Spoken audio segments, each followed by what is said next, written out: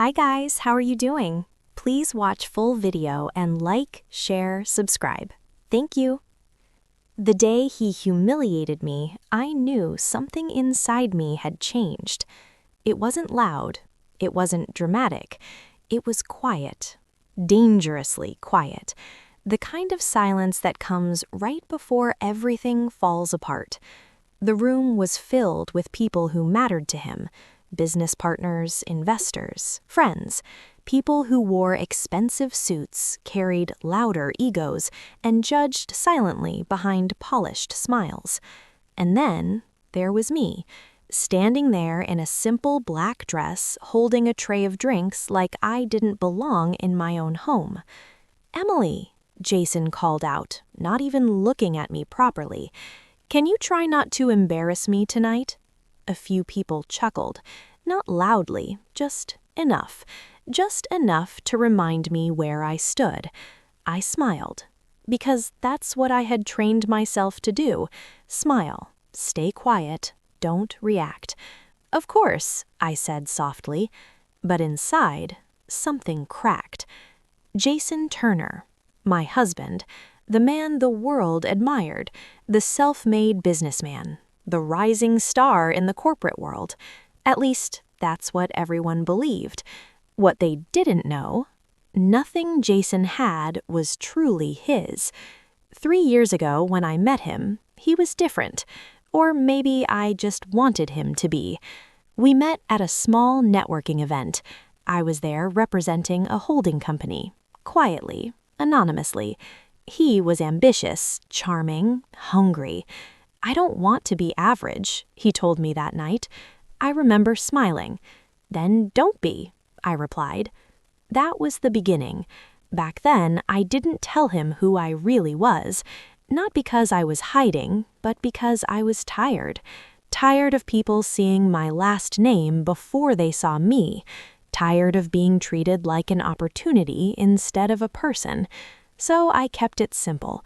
No luxury, no status, no power. Just Emily Carter. And Jason? He loved that version of me. Or at least, he said he did. "You're different," he used to say.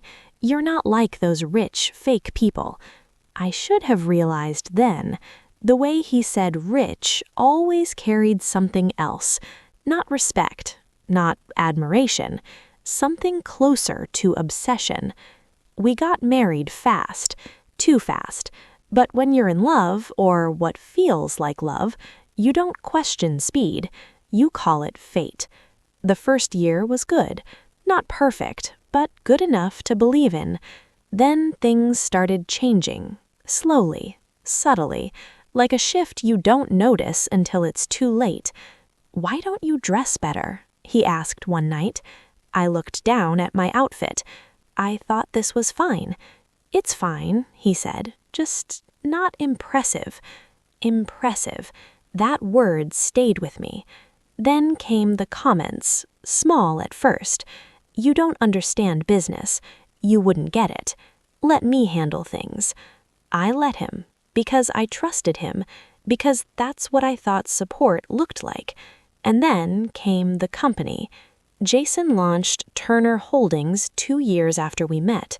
Everyone called it his big break, his vision, his success. The media loved him. Investors followed him. And I stayed in the background, just like always. What no one knew was that Turner Holdings was funded, structured, and legally protected by a parent company, a silent entity, one that never appeared in headlines, never gave interviews, never took credit. That company was mine. I didn't do it for control. I did it because I believed in him, because I wanted him to succeed, because I loved him. And now, I stood in a room full of people celebrating his success, serving drinks in a house I owned, listening to him laugh at me. "Jason," one of his investors said, "you really built something incredible here." Jason smirked, raising his glass. "Hard work," he said confidently, "and knowing who to keep and who to outgrow." His eyes flicked toward me, just for a second. But it was enough. The message was clear. Outgrow. I felt it then. Not sadness, not anger, clarity. I walked toward him slowly. The room softened as conversations faded. People watched, curious, judging, waiting. "Jason?" I said calmly. He barely looked at me. "Yes?" I placed the tray down on the table beside him. "I think we need to talk." He sighed, irritated. "Not now, Emily." "No," I said quietly. "Now." That got his attention. He turned to me this time, annoyed, slightly embarrassed. "Can you not do this here?" he muttered. "Do what?" I asked. "Create a scene?" I almost smiled, because the irony was beautiful. I'm not creating a scene, I'm ending one. The room went still, every eye on us, every breath held. Jason laughed, actually laughed. "Ending what?" he asked mockingly. "This?" he gestured around. "Do you think you're part of this?" And then he said it, the one thing he couldn't take back. "You're only here because of me." Silence, heavy, thick, final. I looked at him, really looked at him, at the man I once believed in, the man I built everything for. And for the first time, I didn't see my husband. I saw a stranger. "Are you sure about that?" I asked softly. He smirked. "Absolutely." I nodded slowly, as if accepting it, as if agreeing. "Okay," I said. And that was the moment everything changed, because Jason Turner had no idea that by the end of that night, he wouldn't just lose his pride, he would lose everything. The first move. There's a moment in every story where silence stops being weakness and becomes strategy. That night, I didn't argue, I didn't cry, I didn't defend myself, because for the first time, I didn't need to. Jason was still watching me, waiting for a reaction, waiting for me to break, to apologize, to shrink, like I had always had before. But instead, I picked up my purse, calmly, slowly, deliberately. "I hope you enjoy your evening," I said, my voice steady. A few people exchanged confused glances. This wasn't how this was supposed to go. Not for them, not for him. Jason scoffed. "Where do you think you're going?" I looked at him one last time. "Home." He laughed again, shaking his head. "You are home." I paused just for a second, and then I said the one thing he couldn't take back. "Not anymore." And with that, I walked out. No one stopped me, no one followed, and Jason, he let me go. Because in his mind, I had nowhere else to be. That was his first mistake. The drive was quiet, the kind of quiet that lets your thoughts speak louder than ever before. Streetlights passed in a blur, each one marking distance from him, from that life, from the version of me that tolerated everything. By the time I reached the city limits, I had already made my decision. I wasn't going to fight him emotionally. I wasn't going to beg for respect. I wasn't going to explain my worth. I was going to show him. My phone buzzed. Jason, again and again and again. I didn't answer. Instead, I scrolled past his name and stopped at another contact, one I hadn't called in a long time. Richard Hale, the man who built everything I now owned, the man who taught me one simple rule: power isn't loud, it's precise. I pressed call. He answered on the first ring. "Emily." His voice was calm, as always. "I need you," I said. No explanation, no hesitation. There was a brief pause, then, "I was wondering when you'd say that." I exhaled slowly. Not relief, not yet, but something close. "Are you ready?" he asked. I looked ahead at the empty road, at the darkness stretching forward. at the life I was about to step into. "Yes," I said, "I am." "Good," Richard replied, "because once we start, there's no going back." "I know." And I meant it. That night, I didn't go to a hotel. I didn't go to a friend's house. I went somewhere Jason didn't even know existed. A private penthouse, minimalistic, quiet, untouched, not because I didn't need them before, but because I never needed them, until now. I stepped inside, closed the door, and for the first time in years, I allowed myself to feel everything. The humiliation, the anger, the betrayal. But underneath all of it, there was something stronger. Control. My phone buzzed again. This time, it wasn't Jason. It was a notification from the system. The cracks appear. Power doesn't destroy all at once. It doesn't kick down doors. It doesn't announce itself. It whispers. It shifts. It removes one piece at a time until everything collapses under its own weight. Jason didn't notice it at first. Why would he? From his perspective, the night had ended perfectly. After I left, the party continued. Drinks kept flowing, laughter filled the room again. And Jason? He leaned into it. "Sorry about that," he told his guests with a casual shrug. "She gets emotional sometimes." A few people nodded. Others smirked. No one questioned him, because confidence is convincing, even when it's built on lies. The next morning, Jason woke up late, head pounding, phone buzzing. He groaned, reaching for it. Dozens of notifications, missed calls, emails. He frowned. "Relax," he muttered to himself. "Probably just follow-ups." He opened the first email. Subject: urgent, payment authorization failure. His expression shifted slightly, annoyed, not concerned. "Technical issue," he said under his breath. Second email. Subject: contract review required, immediate attention. Now he sat up. Third email. Subject: account access temporarily restricted. That's when the silence hit. Jason stared at the screen, confusion creeping in. This doesn't make sense. He swung his legs out of bed, grabbing his laptop, opened it quickly, logged into the system, or at least tried to. Access denied. His jaw tightened. He tried again, slower this time, careful. Same result. "Are you kidding me?" He picked up his phone, dialing his assistant. "Mark, what's going on?" he snapped the moment the call connected. There was hesitation on the other end, something Jason wasn't used to. "Sir, we've been trying to reach you."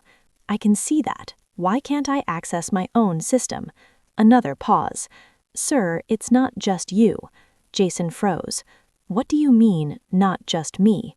"There are restrictions across multiple executive accounts." That didn't make sense. It couldn't make sense. "Who authorized this?" Jason demanded. I don't know, sir." And that was the first real problem, because in Jason's world, nothing happened without his approval. Nothing. "Get IT on the line, now," he ordered. "Yes, sir." The call ended. Jason stood there, staring at his reflection in the dark laptop screen. For the first time in a long time, he didn't look confident. He looked uncertain. Across the city, I was already awake, sitting in front of a glass wall overlooking the skyline, coffee untouched beside me, laptop open, watching.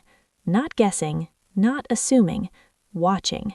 Every system alert, every access attempt, every internal escalation. Jason had tried logging in 7 times. I exhaled, slowly. Predictable. My phone buzzed. "Richard." "It started." "I know. They're scrambling." "Let them."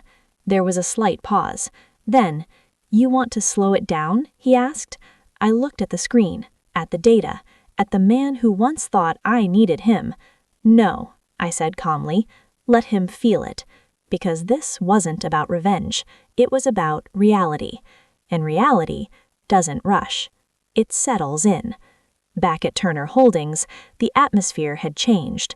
What was once controlled, efficient environment was now tense, uncertain. Employees whispered. Phones rang non-stop.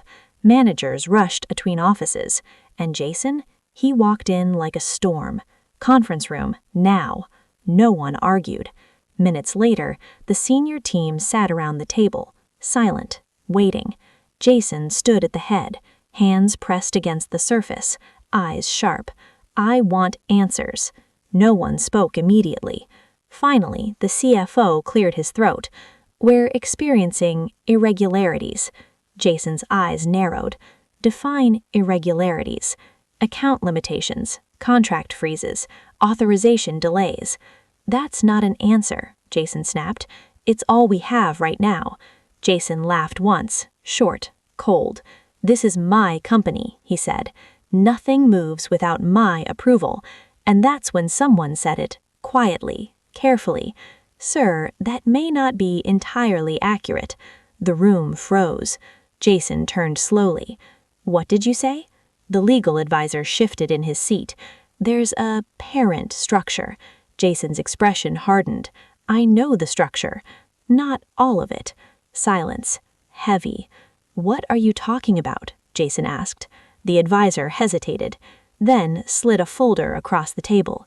Jason grabbed it, opened it, flipped through the pages, and then he stopped. His eyes locked on a name, a company, one he had never questioned, never challenged, never fully understood, because it had never interfered.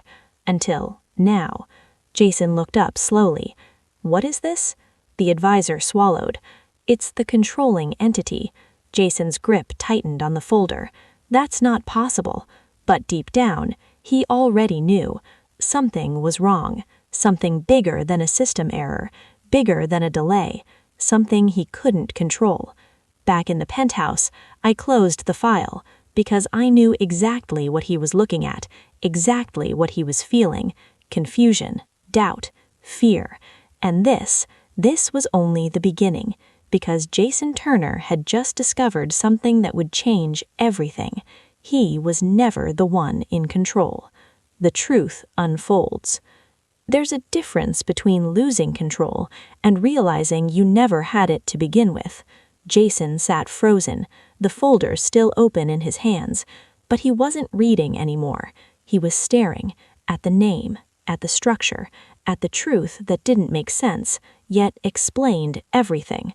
Carter Global Holdings, he read slowly. The words felt unfamiliar, unimportant, and yet they sat at the top of everything he had built. This is wrong, Jason said, shaking his head. This has to be wrong. No one responded, because no one in the room had the authority to say otherwise. The legal advisor spoke carefully. It's been there since the beginning. Jason looked up sharply. What? The ownership structure, he continued. It was set up when Turner Holdings was established. That's impossible, Jason snapped. I founded this company. Yes, the advisor nodded. You are listed as founder and acting CEO. Then how is there a controlling entity above me? Another pause. Another moment of hesitation. Because, the advisor said quietly, you didn't build it alone. Jason's mind raced backwards, trying to find the gap, the moment he missed, the detail he ignored. Funding. That was it. The initial investment, the capital that allowed everything to start. He remembered the contracts, the paperwork, the approvals he signed without reading every line, because he trusted the process, because he trusted. His expression changed. Not confusion anymore. Recognition. No, he whispered. The room watched as realization began to settle in. No, that doesn't make sense. But it did. It made perfect sense. Jason stood up abruptly, the chair scraping loudly against the floor. Who owns it? He demanded. No one answered immediately. Who owns Carter Global Holdings? He repeated, louder this time. The legal advisor finally spoke. It's privately held. That's not an answer. We don't have direct visibility into the primary owner, he admitted. But what? There is an authorized executive representative. Jason's chest tightened. Who? The advisor hesitated. Just for a second too long. Jason stepped forward. Say it. And then, the name that changed everything. Emily Carter. Silence didn't just fill the room, it consumed it. Jason blinked once, twice, like his mind refused to process what he had just heard. "That's not funny," he said, flatly. No one laughed. "That's not possible," he continued. He stopped, because suddenly, every moment replayed in his head. Her calmness, her silence, her lack of reaction, the way she walked out, the way she said, "Not anymore." Jason's breathing slowed. Not calm, controlled panic. "You're telling me," he said slowly, "my wife," he stopped himself, corrected it, "my ex-wife, owns the company that controls mine?" No one corrected him, because it was true. Jason laughed, but there was no humor in it. "This is insane." But deep down, he knew it wasn't. Across the city, I stood by the window, watching the skyline shift as the sun dipped lower. The world looked the same, calm, untouched, but underneath, everything had changed. My phone buzzed. "Richard." "He knows," he said. I didn't ask how. I didn't need to. "How did he take it?" I asked. A slight pause. Then, "Not well." I nodded slightly. "Good." Because this wasn't about shocking him. It was about making him understand. Every word, every action, every moment had consequences. "You want to proceed to phase 2? Richard asked. I looked at the reflection staring back at me in the glass. For years, I had made myself smaller, quieter, easier to ignore. Not anymore. "Yes," I said. "Let's finish it." Back in the boardroom, Jason was no longer sitting. The fall goes public. There's a moment in every downfall when it stops being private, when whispers turn into headlines, when control turns into exposure. Jason had spent years building his image, confident, untouchable, successful. Now, that image was starting to crack. At first, it was subtle. A delayed payment here, a paused contract there, an unanswered call that should have been picked up immediately. But in business, subtle doesn't stay subtle for long. By noon, people were talking. "Have you heard about Turner Holdings? I think something's wrong. They're freezing deals." By afternoon, it escalated. One of the company's major suppliers pulled out, not permanently, but enough to raise questions. And questions spread fast. Jason sat in his office, phone pressed tightly against his ear. "This is a misunderstanding," he said, forcing calm into his voice. "We'll resolve it within hours." On the other end, silence. Then, "That's not what we're hearing." Jason's jaw tightened. "And what exactly are you hearing?" Another pause. "That your authority is being reviewed." The words hit harder than expected. "That's internal," Jason snapped. "It has nothing to do with our agreement." "It has everything to do with our agreement," the voice replied calmly. And just like that, the call ended. Jason lowered the phone slowly. For the first time, he wasn't managing the situation, he was reacting to it. Across the city, I watched it unfold, not emotionally, not impulsively, strategically. Every move had a purpose, every delay had timing, every restriction had weight. This wasn't destruction, it was exposure. Because Jason didn't just need to lose power, he needed to understand why. My phone buzzed. Richard again. "Media's starting to pick it up," he said. I walked back toward the table, sat down calmly. "How bad?" "Not bad yet," he replied, "but give it a few hours." I nodded. "Let it grow," I said, "because panic spreads faster when it's not controlled." Back at Turner Holdings, the boardroom was no longer quiet. Voices overlapped, phones rang non-stop, assistants rushed in and out. Jason stood in the center of it all, trying to hold everything together.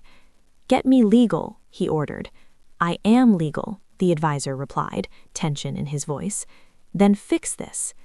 "We can't override a controlling entity," he said carefully. Jason turned sharply. "You're telling me I have no control over my own company?" The advisor didn't answer directly, and that was answer enough. By evening, the first article went live. Not explosive, not aggressive, but enough. Questions arise around Turner Holdings' internal structure. Jason read it twice, then a third time. "They don't know anything," he muttered, "but they were starting to, and once the media starts asking questions, they don't stop." I stood by the window again, city lights glowing now, calm, beautiful, unaware of the storm underneath. "Phase 3?" Richard asked over the phone. I didn't answer immediately, because this was the point of no return, the moment where it stopped being controlled pressure and became irreversible damage. I thought about that night, the laughter, the humiliation, the way Jason looked at me, like I was nothing. Then I remembered something else. The moment I walked away, the clarity, the certainty. "Yes," I said quietly. "Phase 3. Back in his office, Jason's phone rang again. This time, he answered immediately. "Jason Turner?" The voice on the other end was calm, professional, unfamiliar. "Mr. Turner, this is to inform you that an emergency board session has been scheduled." Jason frowned. "Scheduled by who?" A slight pause. Then, "By the controlling authority." Jason's grip tightened around the phone. "And what exactly is this meeting about?" Another pause. Then, "Your position." Silence. Real silence. Not the kind you ignore, the kind you feel. Jason didn't speak. Couldn't, because for the first time, the reality was clear. This wasn't a glitch. This wasn't temporary. This wasn't something he could fix with confidence and charm. This was real, and it was happening. In the penthouse, I ended the call, placed my phone down gently, because the next step wasn't about pressure, it was about consequence. Jason had built his identity on power, on control, on status, and now, one by one, those things were being taken away. Not out of anger, but out of truth, because he never deserved them, not the way he had them, and tomorrow he was going to lose the one thing he valued most, his position. The boardroom reckoning. There's a certain kind of silence that only exists before everything changes. Jason felt it the moment he walked into the building. It was different, subtle, but unmistakable. People weren't greeting him the same way. No confident nods, no quick smiles, no eager "good morning, sir." Instead, there were glances, quick, uncomfortable, avoiding eye contact, like they already knew something he didn't want to accept. Jason straightened his suit, lifted his chin, walked anyway, because denial is powerful, especially when the truth threatens everything. The boardroom doors were already open. Inside, everyone was seated, waiting, not casually, not relaxed, formally. Jason paused for just a second at the entrance, then stepped in. No one spoke. That alone was wrong. He moved toward his usual seat, the head of the table, and stopped, because someone else was sitting there. Not a stranger, not exactly, but someone he had never seen in that position before. Richard Hale. Calm, composed, unmoved. Jason frowned. "What is this?" he asked, irritation rising quickly. Richard didn't respond immediately. Instead, he closed the file in front of him, folded his hands, looked directly at Jason. "Good morning." That calmness, it made everything worse. Jason let out a short laugh, forced, tight. "I don't know what you're thinking you're doing," he said, stepping forward, "but you're in my seat." A slight pause. Then Richard replied. "No, Jason." His voice was steady, final. "I'm not." Silence spread across the room. Jason's expression hardened. "Move," he said coldly. But Richard didn't move, didn't react, didn't even blink. Instead, he gestured toward another chair. "You can sit there." Not a suggestion, a statement. Jason didn't move, because sitting anywhere else would mean accepting something he wasn't ready for. "I'm the CEO of this company," he said sharply. Richard nodded once. "For now." That hit, not loudly, but deeply. Jason laughed again, forced, tight. "This is ridiculous." "Is it?" Richard asked calmly. He opened the file again, turned it slightly. "So this isn't your signature?" Jason's eyes flicked down. It was. Of course it was. Every contract, every approval, every agreement, signed by him, without question, without understanding what sat above him. Jason said nothing, because for the first time, his confidence had no foundation. "Let's begin," Richard said, addressing the room. Just like that, like Jason wasn't even there. The meeting started, formal, structured, unemotional. Each department reported, each issue laid out clearly: financial instability, contract suspensions, operational risk. Every word chipped away at the image Jason had built. He tried to interrupt, twice. "Let me explain." But each time, Richard raised his hand slightly, and Jason stopped, not because he wanted to, but because something in that room had shifted. Authority. It wasn't his anymore. Finally, after what felt like hours, Richard closed the final document. The room went still. This was it, the part no one could avoid. "Based on current findings," Richard said calmly, "and under the authority granted by Carter Global Holdings," Jason's chest. Desperation. There's something people don't talk about. When power disappears, it doesn't leave quietly. It claws, it fights, it begs to come back. Jason stood there, in the same room where he once controlled everything, now completely powerless. The silence around him wasn't respectful anymore. It was distant, like he was already irrelevant. "Emily," he finally said. My name sounded different coming from him now. Not confident, not commanding, uncertain. I didn't respond immediately, because this moment wasn't about reacting, it was about letting him feel it. "You knew?" he asked, his voice low. "All this time, you knew?" I met his eyes. Yes. The answer was simple, clean. Jason shook his head slowly. "And you just let me believe that you were in control," I finished for him. He didn't answer, because that's exactly what he believed. "I didn't let you believe anything," I said calmly. "You never asked." That hit harder than anything else, because it was true. He never asked who I really was, never cared to understand. He only cared about what he could see and what he could control. Jason stepped closer. "This doesn't have to happen like this," he said quickly. "We can fix it." I almost smiled, not because it was funny, but because it was predictable. "Fix what?" I asked. "This," he gestured around the room. "The company. Us. Us." That word felt distant now, like something from another life.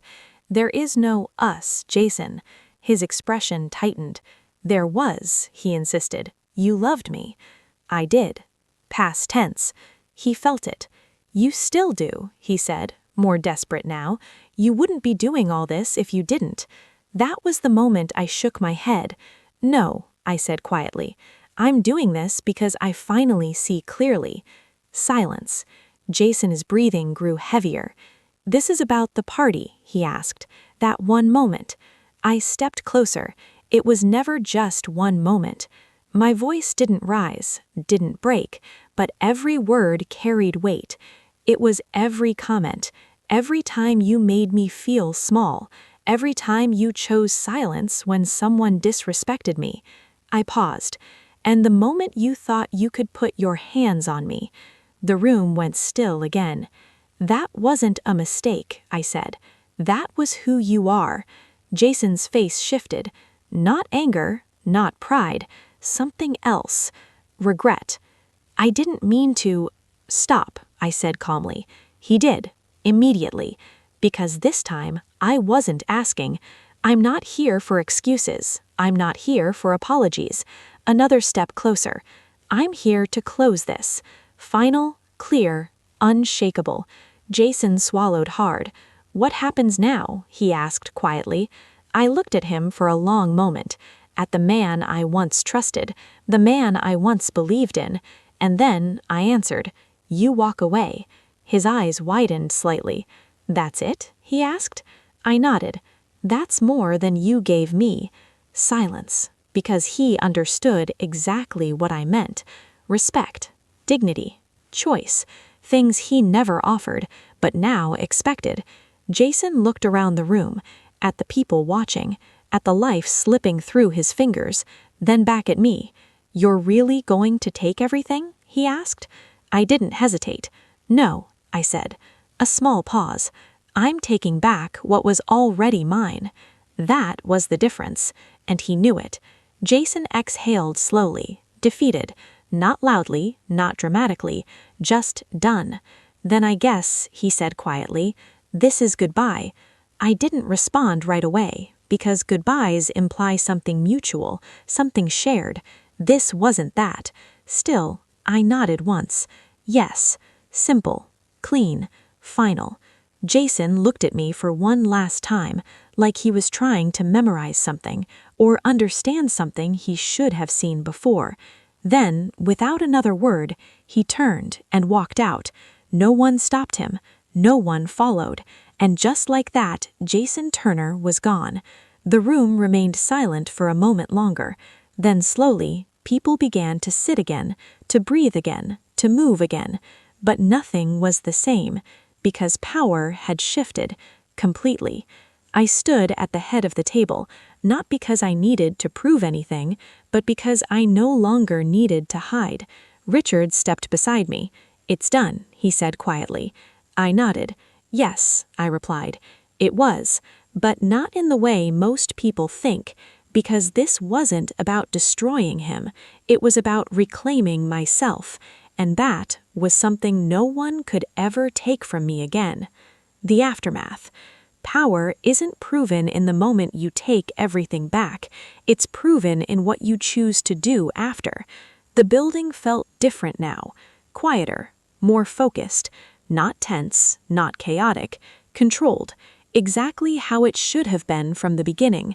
I stood in what used to be Jason's office, the same glass walls, the same skyline, the same view he once believed belonged to him, but now it felt completely different, not because it was mine, but because I wasn't pretending anymore.